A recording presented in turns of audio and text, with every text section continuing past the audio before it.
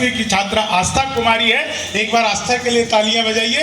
ये बिटिया साड़ी पहन करके आई है, इसके लिए भी इनके माँ बाप का धन्यवाद देता हूँ कि बच्चों को एक संस्कार इन्होंने बोया है, इसके लिए बहुत बहुत धन्यवाद जी। तालियां थोड़ी कमजोर है दोस्तों। देखिए हम कवि के पास ना, जितने कवि हैं यहाँ पर, चाहे वो आदरणीय डॉक्टर विनीत चौहान जी हो, चाहे गौरी मिश्रा जी हो, पार्थ नवीन, सभी लोग, गौरी मिश्रा को आपने अभी सरस्वती वंदना में सुना, ताली बजाने के जितने टोटके हैं ये सब हम पिछले 10-15 सालों में सीख करके, आप लोगों का मन नहीं भी होगा तो भी आप लोगों से तालियां बजवा लेंगे। ऐसी ताली बजाएंगे कि लगने लगेगा आप लोगों को लगने लगा कि आप लोग ताली बजाने वाले ही हैं, इतना ताली बजवाएंगे आप लोगों से। लेकिन ये बच्चे बिल्कुल नए नए हैं, पहली बार इतने बड़े मंच पर हैं, इसलिए इनका थोड़ा सा सम्मान अतिरिक्त करना आप लोगों का काम है। तो तालियां थोड़ी सी जोरदार बजाइए। और आस्था कुमारी जी आपका प्रश्न। शुभ संध्या आप सभी को। मैं अपनी कविता शुरुआत करने से पहले आप सभी से एक सवाल पूछना चाहूंगी। क्या सैनिक वही होता है जो सरहद पे हमेशा तैनात रहता है, या सैनिक का परिवार भी सैनिक होता है? क्या एक माँ के लिए आसान होता है अपने बेटे को सरहद पर भेज देना, उसे मौत और जिंदगी के बीच में जूझते हुए देखना? क्या एक पत्नी के लिए आसान होता है जिंदगी भर बस अकेले रहना, इस डर में रहना कि कब वो विधवा हो जाएगी?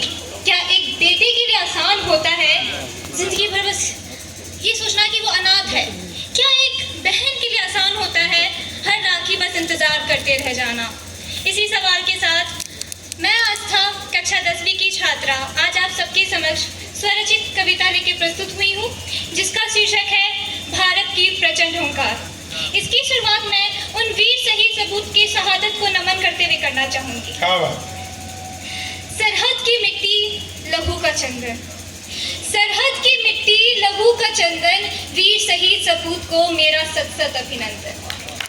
सियाचिन से लेकर कारगिल तक, सियाचिन से लेकर कारगिल तक, जब जब टपके माँ के नयन, धधक उठा पौरुष, भड़क उठी चिंगारी, क्रांति का अखंड दीप जला, आजादी का प्रकाश किया।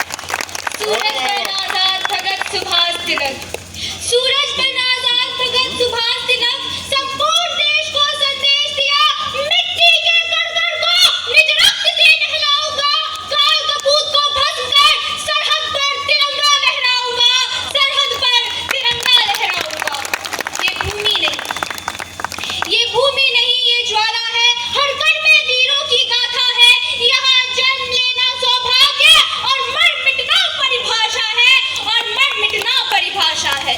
ये वही धरा है जहाँ रणभेरी बजती और वीरों की तलवारें गाती है, जहाँ माताएं अपने लालों को हंसते हंसते रण में भेज देती है, हंसते हंसते रण में भेज देती है।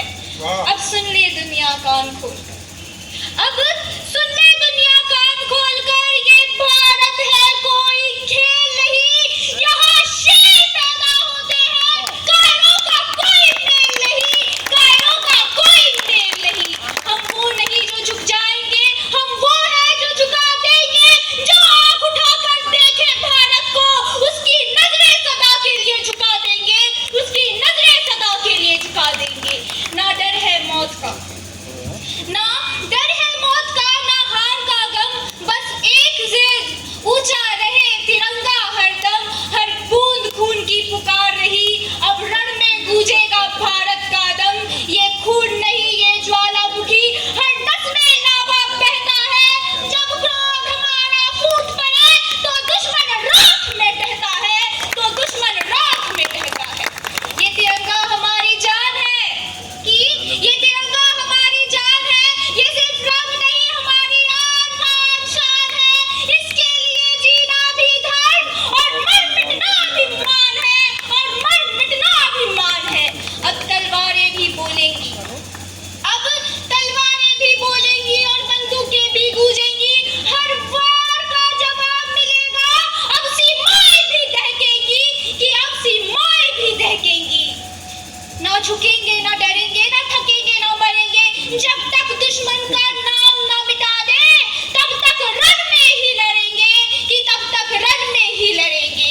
हर गद्दार का अंत तय है, कि हर गद्दार का अंत तय है, हर दुश्मन का विनाश लिखा, हम भारत की संतानों का वादा, अब हर अन्याय का हिसाब लिखेंगे, अब हर अन्याय का हिसाब लिखेंगे।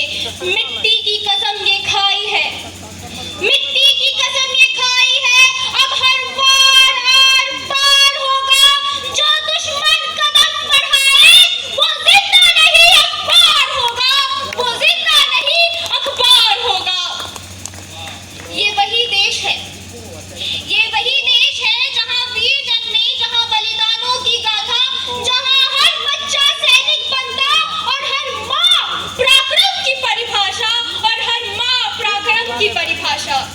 ये वही देश है, ये भावना है, ये खून में बहती